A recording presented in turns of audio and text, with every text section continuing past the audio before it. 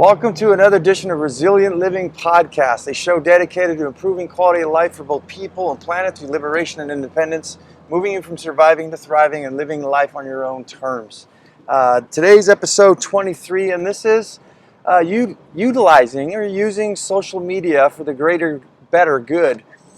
And the inspiration for today's show is I just talked to somebody I know who seems to be like an anti TikTok user or Instagram and pretty much Facebook now, and is becoming they just don't really like it. And I was trying to tell them, like, there's all kinds of different information, the things that they were talking about readily available and things that they've never even heard about.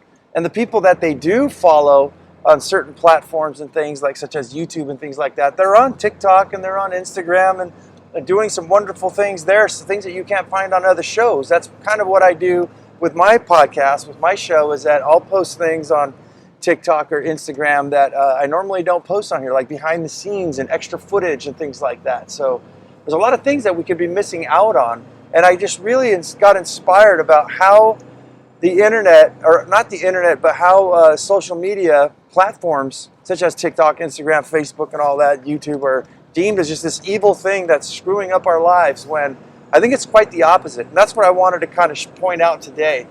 Before we get moving forward, though, the background noise is my F-350 diesel pickup truck, my 96 7.3 liter. It is loud, sorry for the background noise, but we do these shows on our work commutes.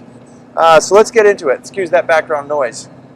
So TikTok, let's start off with that one first. And I want to start off with motivation. Let's get you guys motivated. I think that this is the best time to ever be alive, and it's largely because of social media, in my book. And here's why.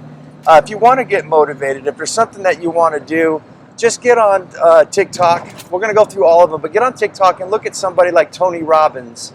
I don't really follow him too much, but I like Gary Vaynerchuk for business and things like that. Listen to Sadhguru if you want for spirituality. There's all kinds of different things that if you're interested in, you will find them there. And what I like about it is it's short snippets. And all these examples I'm going to give you guys today goes to show where a lot of people, their attention spans are very, very short. Mine's not very short. When I find something I like, I can listen to a podcast or watch a video for an hour and a half, as long as it's got the information I'm looking for. Sometimes I wish that they do more. But what I like about it is I'm very busy. So in my life, what I look for is the functionality, not the aesthetics of things, but the functionality of things. And I want to know relatively quick, what's the ROI? What's the return on investment? Why should I care about this thing? And that's what I like about Instagram and TikTok, is that they got to spit it out relatively quick. So you get the best of the best. You don't really get educated. You just kind of get slapped with information, and then you can go further from there. So motivation, I think, no matter what you're looking to do, you can find it quickly on a lot of these different platforms, especially on TikTok. 30 seconds, I think, and I think they've done it up to a minute now. This is June of 2021 when I'm recording this. So one of the other things I like about TikTok is cooking. I've got to do a bunch of meal prep and things like that on this show. Those of you who've started following me will know that I try to simplify everything. We simplify life, especially when we're a full-blown hustler. We're entrepreneurs. We don't have time to sit here and make fancy foods and things like that, right? But when I do my meal planning, I usually keep things simple, and I keep them simple for a long time. I get tired, and I just of the same old thing, and it's simple, it's cheap, it's easy, but I get bored and I want something that's cheap, simple, and easy to make, but a different flavor. And so what happens is I get on TikTok and I'll look at certain recipes. We don't have to sit there and look at puppy dog farts and girls showing their boobs, and all kinds of stuff like that. They're not really showing their boobs, but it's basically like soft porn on there. It's ridiculous. There's more stuff to life than just all that. Not to say these are beautiful women, not knocking them one bit, but come on, we can use this.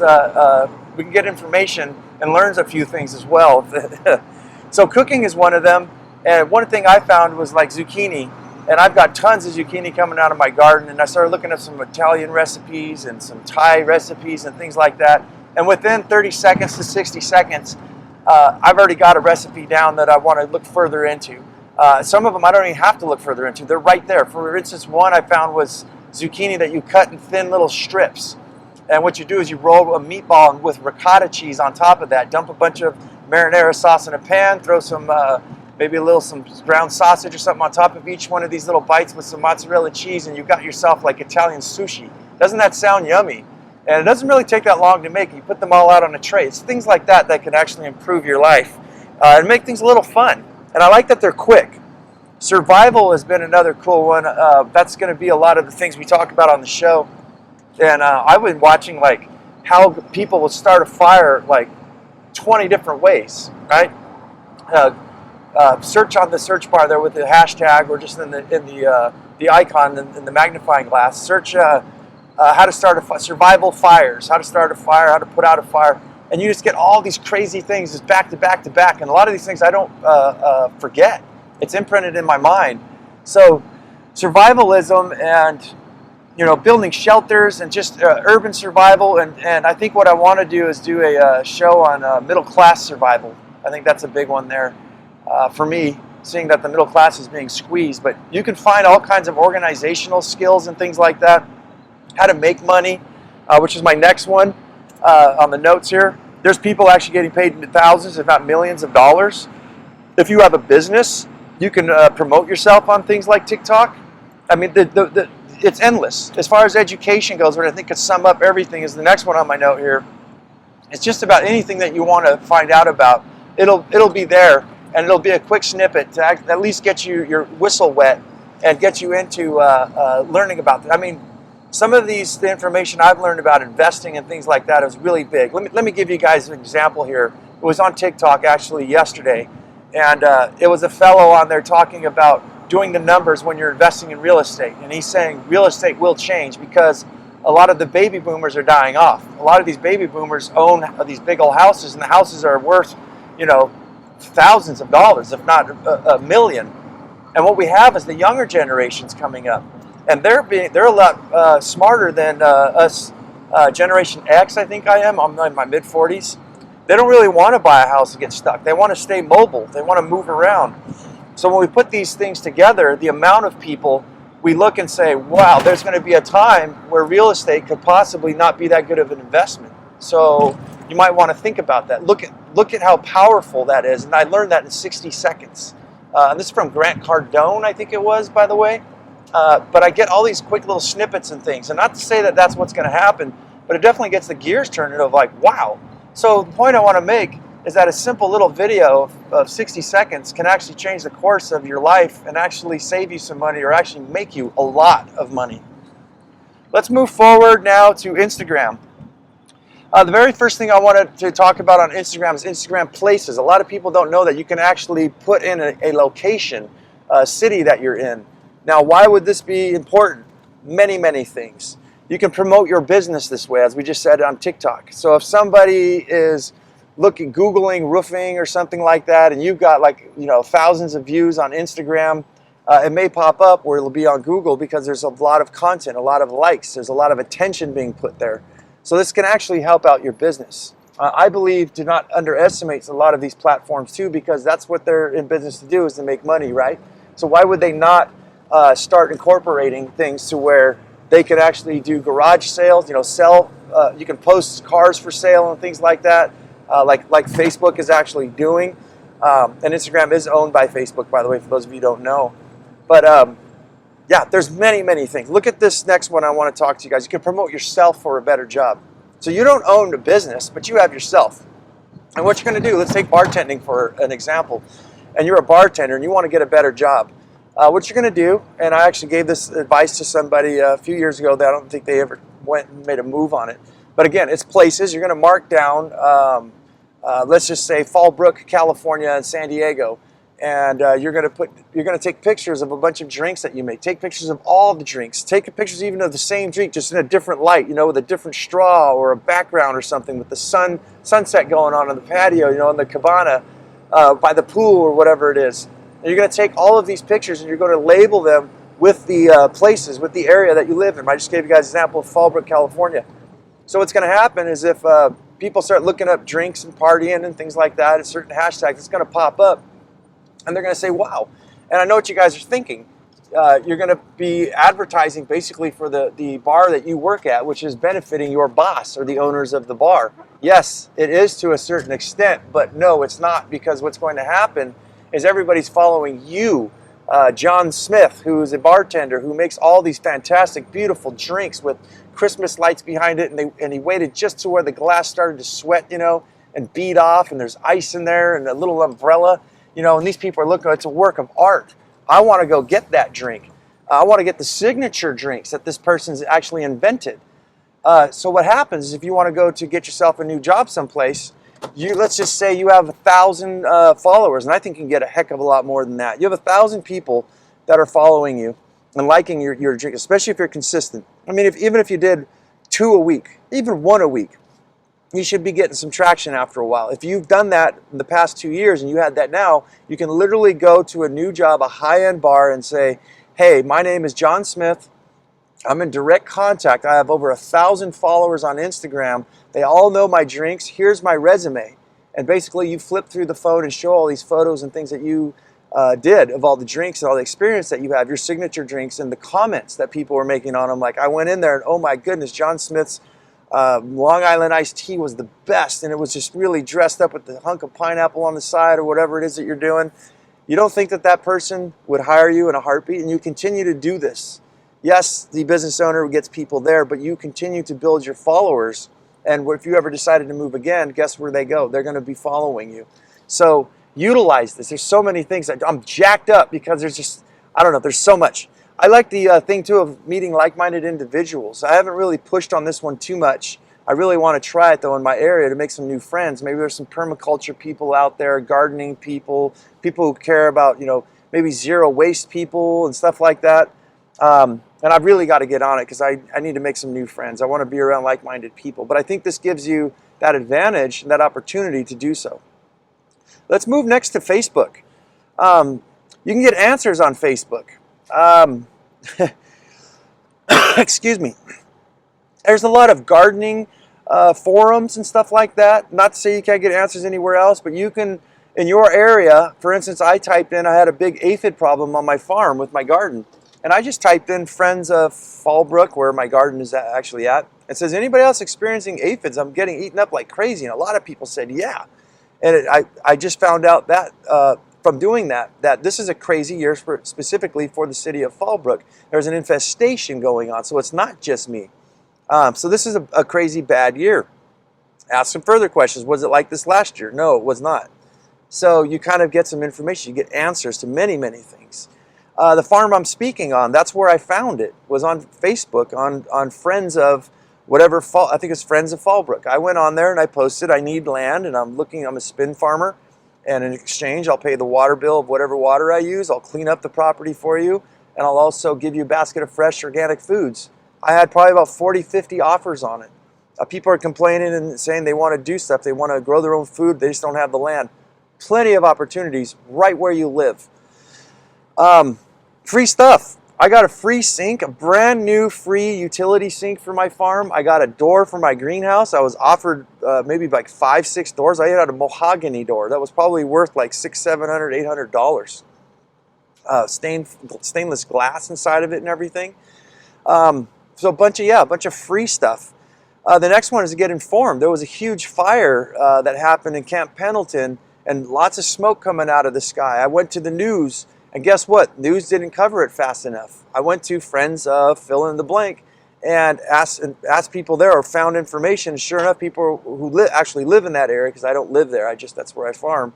But they were talking, yes, they gave the exact location about what's going on and everything. So before all the local news channels even knew what was going on, Facebook, I was able to get informed of exactly what was going on, where the wind was blowing, and is the farm where I'm at under a threat. Very nice. Let's move on to YouTube, and this is the last one because I'm going to try to cram this up into 15 minutes, and we're almost there. I'll have to make this one quick. YouTube, we have TED Talks. If you want to learn like big information about stuff, psychology, latest one for me is how to age healthily, which is going to be a future show here. And I've been finding out all kinds of really great, fascinating information. And there's lectures. TED Talks basically to finish is like a lecture. It's like somebody who's actually done something gets invited, or they get themselves a spot on there, and they're a specialist in something, say like psychology or old aging, like all kinds of different artificial intelligence. It's just type in artificial intelligence, TED Talks. Type in global warming, TED Talks. How to age, sexuality, whatever the heck it is, painting, artists, the Great Reset, whatever you want to do. Type it in there, and these TED Talks are just absolutely wonderful. But you could also do this with lectures and webinars. I had speaking of the aphid problem I had earlier, what I Googled, or put into YouTube search was aphids webinar. And I found probably about 4 or 5 webinars that were at least an hour long. Some of them were an hour and a half long. And these are scientists and people who are studying in laboratories and at colleges and everything, literally giving you the life cycle and how these things, like microscopic images and things, to fully understand how they migrate, how they reproduce, what they eat, what times a year, what they attack, how many different types of species. You can basically, through lectures and webinars and things like that, get so much information. In fact, there's a guy I haven't listened to in a long time by the name of Jordan Peterson, and he's doing college lectures. So you're literally able to sit in on like a UCLA or USC or Harvard lecture and not even have to pay to go to be a student, right? You guys could sit and listen to a complete lecture on something and learn a heck of a lot for free. How is this a bad thing? Last one I've got is exclusivity of valuable information. And one of the things that I found was that a friend of mine who works on this truck that I have, it's a 96, right? It's an old truck. It's a diesel, so it's a little intricate to work on. It's so old that a lot of people don't know how to work on them, even in the Ford, repair shop, basically, the dealership. So what he said is a lot of guys got on YouTube and were watching Billy Bob from Arkansas, the silly old redneck guy who actually knows how to take apart a certain component, and, the water pump or whatever it is, the fuel pump stuff, and rebuild it, and why it went bad. And they learn and says, wow, okay, now we know how to fix this thing. Exclusive information that you can't find anywhere else from somebody you would think, what a dummy, what the heck does Billy Bob know? Billy Bob knows how to fix a 1996 F-350, I'll tell you that. So really cool stuff all across the board. I do not see how this is a tool, people. You can look at a gun and you can say, what an evil thing. But a gun can actually be used to hunt, to catch, to feed yourself, your family, your group, whatever it is. It could also be used to defend yourself. Somebody's coming to try to hurt you, and you actually have a tool to defend yourself. And yes, you can go hurt people. It all depends on how you look at the thing, right? A hammer is the same thing. You can hit somebody in the head and probably break their skull and kill them with a hammer, or you could build a house with it. You can do something constructive. You can even defend yourself with it. There's many, many things you can do. You can do flipping tricks, right? So everything is in the eye of the beholder. It's how we utilize things. And I say shame on all of us who are letting this big, giant tool, the things I explained to you, that can better your life, change our world, make you money, make you famous, do whatever it is that you want to do. Educate you, take you and entertain you, take you to waterfalls and caves and places you've never even, like places I don't want to be. I don't want to be that crazy guy who's swimming down in those bloody water caves and stuff. I'd have a heart attack. But it's so cool to see what the heck is down there. That's the show, guys. If I brought you any value, please like and subscribe. Give me a review is the biggest thing to help me get this show off and running and up off the ground so we can get out of this noisy truck and actually into a studio. Please do so only if I've given you guys value. And if you guys like this sort of thing, message me at resilientlpodcast@gmail.com. Everything's in the description below. You also can check this out on Instagram where I post different things, Resilient Living Podcast. And that's it, guys. As I always say, go out there and have yourself a near-life experience. Don't lose your muchness. Carry on the fire and human up, my friends.